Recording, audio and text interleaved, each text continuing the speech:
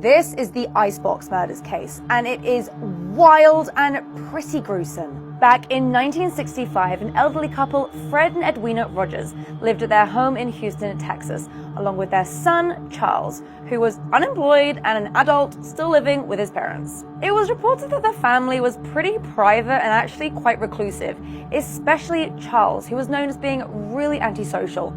Most neighbors didn't even know he lived there, because he would skulk out before dawn and come back after dark. On June 23rd of that same year, a family member actually called the police asking them to conduct a welfare check on the couple.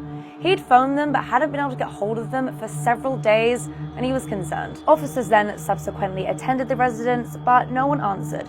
So when they forced their way in, there was nothing inside the house. The home was completely empty, except some food laid out on the kitchen table.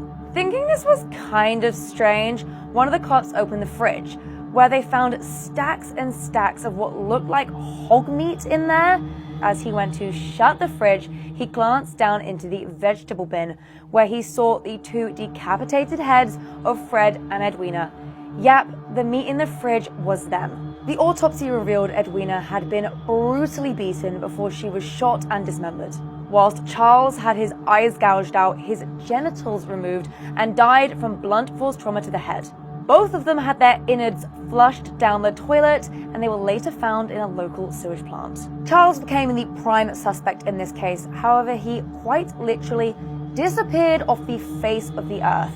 He was never found and was actually declared dead in July of 1975.